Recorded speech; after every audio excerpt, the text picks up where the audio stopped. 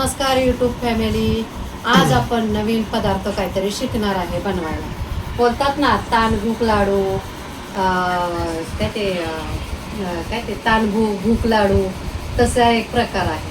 तर काय प्रकार आहे, आता श्रावण महिना येत आहे ना, मग श्रावण महिन्यात सतत उपवास चालू होतात की नाही, तुमच्याकडे होतात की नाही कमेंटमध्ये सांगा. आणि त्याच्यासाठी आज मी नवीन प्रकारचे शेंगदाण्याचे लाडू बनवत आहे. हे बघा, हे शेंगदाणे भाजून घेतलेले आहेत, निघतील तेवढी टरफल काढले, बारीक गॅसवरती भाजून घेतलेले आहे. हे बदाम आणि काजू, आता पावसाचा सीझन असल्यामुळं फंगस वगैरे येतो ना, म्हणून थोडे भाजून घेतलेत गरम करून. बदाम आणि काजू, हे खजूर आहे ना, बिया काढून घेतले मस्तपैकी आणि चांगल्या बघून घेतलेल्या आहे. दिसले का खजूर तुम्हाला? आणि हे गूळ, विदाउट केमिकल पावडर गूळ, हे वापरणार आहे. आणि त्याच्यामध्ये टाकणार आहे खारीक पावडर, मिक्स करणार आहे. हे खारीक पावडर आणलेले आहे का, तर मिक्सर चांगलं चालणार नाही म्हणून. तर हे मिक्सरच्या भांड्यामध्ये आता सगळं थोडं घालून पुढे अजून बघा लाडू किती सुरेख बनतात आणि किती छान दिसतात ते. आणि कमेंट करून सांगा प्लीज कसे बनले. तर आता चालू करते लाडू बनवायला.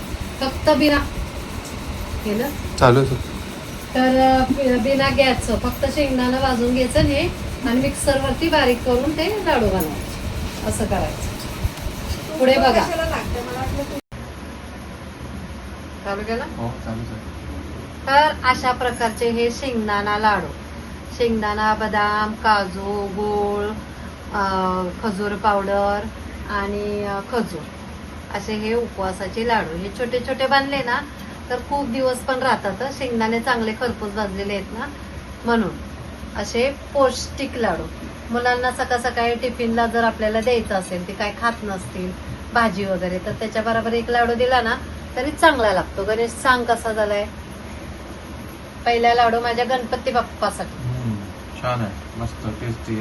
हा बघा, आणि असे बनवून ठेवणार आहे. आता ऑफिसला जातात ना सकाळी लवकर 6 वाजता जातात ऑफिसला, मग त्यावेळेस का नाही नुसते दूध पिऊन जाते मुलगी एक माझी, म्हणून मग ती एक लाडू खाल्ला आणि दूध पिऊन गेली तर अख्खा दिवस दुपारपर्यंत काय टेन्शनच नाही. म्हणून हे लाडू बनवते.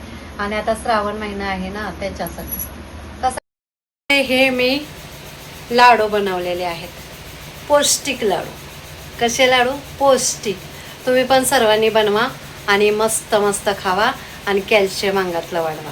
कॅल्शियमसाठी पण चांगले असतात, लहान मुलांना टिफिनसाठी पण चांगले असतात, झटकी फट पण चांगले असतात. आणि शेंगदाणा हा कॅल्शियमसाठी खूप छान असतो. शेंगदाणा गुळ खा म्हणतात की नाही कॅल्शियम कमी असल्यावर, म्हणूनसाठी. तर हे लाडू असे बनवलेले आहेत. कसे आहेत ते कमेंट करून सांगा प्लीज.